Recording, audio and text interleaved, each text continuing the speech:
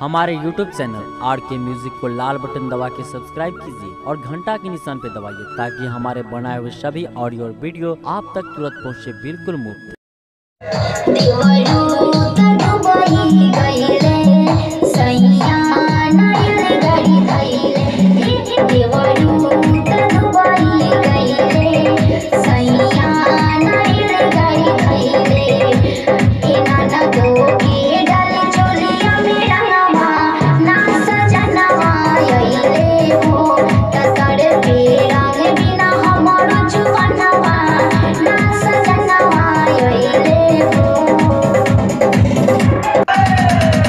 होलिया